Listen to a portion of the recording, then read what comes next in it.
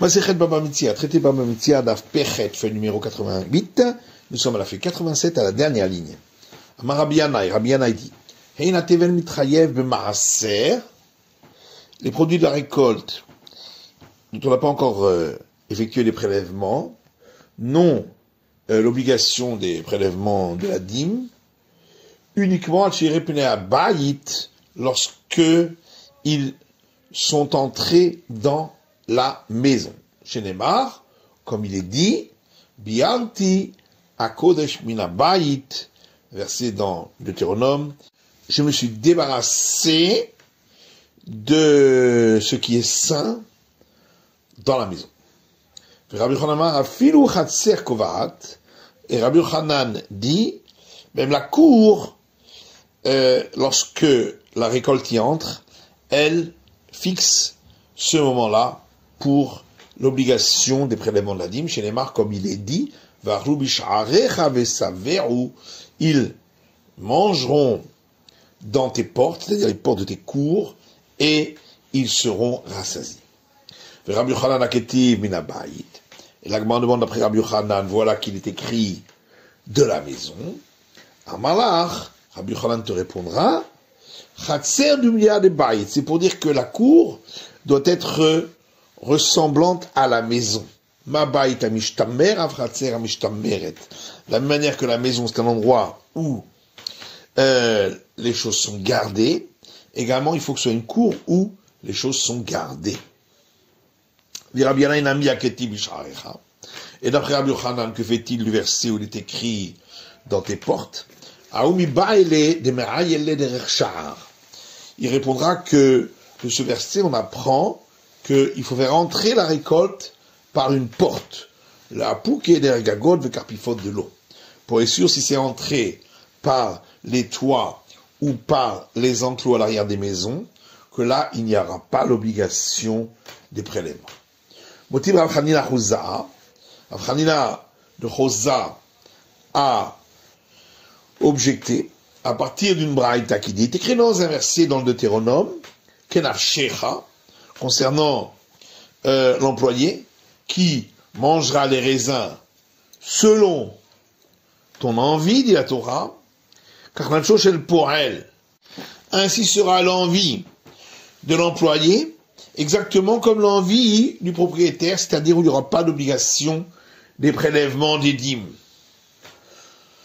Ma nafshecha ochel ou patou, de la manière que lorsque toi tu as envie, le propriétaire, tu manges et tu es dispensé des prélèvements, ab nafsho shel poel, de même lorsque l'employé en aura envie, ochel ou patour, il pourra en manger, il sera dispensé des prélèvements. Et l'Agmara dit, halokea chayav. Donc, ça voudrait dire que si quelqu'un avait acheté ces aliments-là de la récolte, il aurait été obligé de prélever. Bah, il a bassadé. Or, n'est-ce pas qu'on se trouve dans les champs, et malgré tout, il y a l'obligation. Donc, on n'a pas besoin que ça rentre dans la maison, dans la cour. Amara papa répond, Chabitena omedet bagina venot fa noté le chatser askinan. Ici, dans la Braïta, on parle d'un figuier qui pousse dans le jardin et dont les branches entrent à l'intérieur de la cour. Ou le fait demander à la baïd, d'après celui qui dit qu'il faut que ce soit la maison, alors ça entre à l'intérieur de la maison, et donc, pour celui qui a acquis, c'est considéré comme dans l'obligation de prélever. Et l'Agma dit, mais alors à ce moment-là, le propriétaire aussi devrait avoir l'obligation, lorsqu'il en mange, de prélever. Et on répond, le propriétaire, lui, regarde le figuier à partir de l'endroit où il pousse. C'est pourquoi il n'est pas considéré comme dans la maison ou dans la cour. Alors que l'acheteur, lui, regarde ce qu'il a acheté, et ça provient de la cour ou de la maison, c'est pourquoi lui, il a l'obligation. L'Agma dit, mais est-ce que celui qui a acheté a-t-il l'obligation de prélever de par la Torah? Vatan, il y a pourtant une braïta qui dit, מה חנויות של בית הינו 3 שנים קודם ירושלים? Pourquoi les magasins de la maison de Hino ont été détruits 3 ans avant la destruction de Jérusalem? C'est parce que ils ont placé leurs paroles selon les paroles de la Torah. Ils n'ont pas fait attention aux paroles des sages. Chez Ayu Omrin, parce que ils disaient Aser te aser, c'est écrit dans le verset, prélever la dîme, tu prélèveras, v'achalta, et tu mangeras. Velo mocher, et de là on déduit que il n'y a pas d'obligation pour celui qui vend. Tevoa zarecha, velo lokeach, et c'est écrit par la suite, la récolte de tes semences pour exclure celui qui a acheté. Donc on voit qu'il n'y a pas d'obligation pour l'acheteur. Et là, midrabanan, donc en vérité, c'est uniquement de par obligation rabbinique, ou kras marta be'alma, et le verset qu'on a rapporté n'est là que pour un appui. Et là, kenavshecha le mayata. Mais alors, le mot, selon ta volonté, concernant l'employé qui peut manger les raisins, qu'est-ce qu'on vient apprendre de ce mot? Et que le Tanya, pour l'enseignement qu'on a vu dans une braïta, que nafshecha, c'est écrit donc selon ta volonté, pour nous dire, ma nafshecha im chasam ta patour, la manière que pour toi, le propriétaire, si tu t'es mis une muselière à ta bouche pour ne pas manger, tu es dispensé de toute sanction, pour elle, im chasam ta patour. De même pour l'employé, si tu as muselé sa bouche pour qu'il ne puisse pas manger, tu es dispensé de sanctions parce qu'il n'y a pas d'interdit dans le droit, c'est uniquement une obligation. Motim Mazutra. Mazutra a posé la question suivante, à partir d'une Mishnah qui dit, Ezehu Gornan les Maasrot, quel est le moment de la fin du travail des différentes espèces agricoles? Et à ce moment-là, il y a l'obligation du prélèvement des dîmes. Puis Kishouin ou Bidlouim, pour les courges et les courgettes, Mishei Pakesu, à partir du moment où la fleur est enlevée, vers Rabbi Assi, Mishei Natel Pikash Shelahem. Rabbi Assi dit, à partir du moment où la fleur, on l'enlève de ses légumes. Maïla, Mishei Pakesu Afilou Basade, n'est-ce pas alors, à partir du moment où on enlève la fleur, même lorsque c'est dans les champs, pas besoin que ce soit à la maison ou dans la cour. Et l'agma dit, non, Mishei Pakesu Babaï. Non, on peut expliquer quand la fleur est enlevée et qu'on est dans la maison. Mais à ce moment-là, pourquoi c'est écrit à partir du moment où on a enlevé la fleur? On aurait dû dire, il faut attendre jusqu'à ce qu'on a enlevé la fleur, même si on est déjà entré dans la maison. Si on avait enseigné dans les Mishnah le terme jusqu'à ce que la fleur soit enlevée, on aurait dit qu'il faut qu'elle soit enlevée entièrement. Comme je parle, Mishei Pakesu, mais qui a trou les pikusayu? C'est pour dire, pour ça on a dit à partir du moment où on a enlevé, pour dire à partir du moment où on a commencé à enlever, même si c'était enlevé que de certains et pas d'autres, malgré tout, il y a déjà l'obligation. Oti Mazutra Bere de Rav Nachman, Mazutra fils de Rav Nachman pose une question à partir d'une braïta qui dit Gorno le Maaser Chayev Allah Mishum Tevel.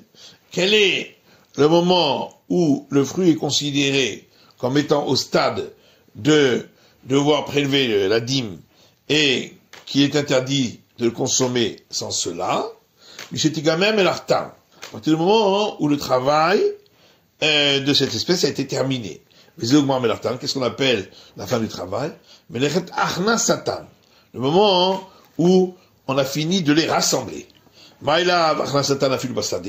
Alors n'est-ce pas donc, à partir du moment où on les a rassemblés, même si c'était dans les champs, et l'Agma dit non,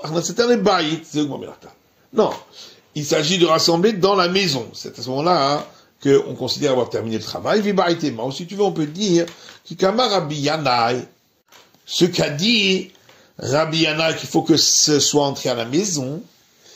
Bezetim v'anavim, ça c'est pour les olives et les raisins, de la Benegoren Ninhu, pour lesquels la Torah n'a pas parlé de les avoir assemblés. Alors, Chitinu Seorin Goren Behediak Tivbe. Mais, pour le blé et l'orge, où il est écrit expressément, il faut qu'ils aient été rassemblés. Dès qu'ils ont été rassemblés, même si c'était pas dans la maison, dans la cour, il y a déjà l'obligation. Ashkechan, Adam Imchouba, Meshor Betalouch. On a vu donc dans le verset que on doit laisser l'homme manger lorsqu'il travaille sur ce qui est rattaché au sol et qu'il le cueille. Meshor Betalouch. Et pour le bœuf, on a trouvé qu'on doit le laisser manger lorsqu'il travaille, lorsque c'est déjà détaché du sol, puisque la Torah a parlé du moment du battage du blé. Adam Betalouch Pinal, d'où on sait que cette autorisation s'applique même pour l'homme lorsqu'il travaille, lorsque c'est déjà détaché du sol. Et la Gemara dit qu'Al-Vachomer, on apprend par un argument a fortiori, Mishor, du cas du taureau. Marche chez nos si déjà le taureau, le bœuf, qui ne mange pas lorsque c'est rattaché au sol, selon ce qui est écrit dans la Torah, expressément, Ochel Betalouch, mais il mange lorsque c'est détaché. Adam Shochel Mimchouba, il nous dit Shochel Betalouch. Pour l'homme où c'est écrit expressément qu'il mange lorsque c'est encore attaché, et qu'il est en train de le cueillir, à plus forte raison lorsqu'il travaille sur quelque chose qui est déjà détaché. Et là, animal, les chercher Kanata Metsuvel Hasimato. On peut pas apprendre du cas du bœuf, parce que lui, il y a une interdiction de le museler, comme c'est écrit dans la Torah. Thomas Adam, chez Atam Metsuve al Hasimato. Alors que pour l'homme, il n'y a pas l'interdiction de le museler. Après, l'Agma dit, via Adam Metsuve al Hasimato. Et peut-être alors on va dire que l'homme aussi a l'interdiction de le museler, mais Kalvachomer Mishor, et qu'on l'apprendrait par un argument a fortiori à partir du cas du bœuf. Si déjà le bœuf, il n'y a pas d'obligation de lui donner de quoi vivre, malgré tout il y a l'obligation de ne pas le museler. Pour l'homme où il y a l'obligation de lui donner de quoi vivre, n'est-ce pas à plus forte raison qu'on y a l'interdiction de le museler. C'est pourquoi le verset dit que nafshecha, comme toi-même. Donc que nafsho chez la poêle. C'est comme les raisins qui appartiennent à la personne même de l'employé. Ma nafsho imchasamto patou. De la manière que quand c'est des siens, si il s'est muselé et il n'a fait aucun interdit, pour elle, imchasamto patou. De même pour l'employé. Pour les fruits de l'employeur, si on a muselé, on est dispensé de la sanction. Mais alors revient la question, d'où on apprend que l'homme, on a le droit de manger même lorsque c'est déjà détaché du sol, et qu'il a travaillé sur des produits détachés du sol. Kama, je t'ai permis. Parce que le verset répète 2 fois le terme culture sur pied à ce sujet. Pour nous dire, si on n'a pas besoin, donc cette deuxième fois, pour le cas de l'homme qui travaille sur quelque chose qui est encore attaché au sol, puisque c'est écrit directement dans le verset, c'est venu pour nous apprendre, même dans le cas de l'homme qui travaille sur des produits qui sont déjà détachés du sol, quand il y a l'autorisation qu'il mange. Rabbi Ami lui dit, Adam Betalouch Techa. Pour l'homme qui travaille concernant des produits détachés du sol, il n'y a pas besoin de verser. Puisqu'il est écrit, lorsque tu entreras dans la vigne d'un autre, tu mangeras les raisins. Milo Askinan, qui sera pour les katef. N'est-ce pas, on peut parler aussi de quelqu'un qui a été employé pour porter les fruits sur ses épaules. Et la Torah a autorisé de manger, donc c'est pas seulement lorsque c'est rattaché au sol. Après la Gemara dit, alors d'où on apprend que le bœuf, il a l'autorisation de manger, même lorsqu'il travaille sur des choses, sur des produits qui sont rattachés au sol. Kalvachomer, mais Adam. On apprend par un argument a fortiori, à partir de l'homme.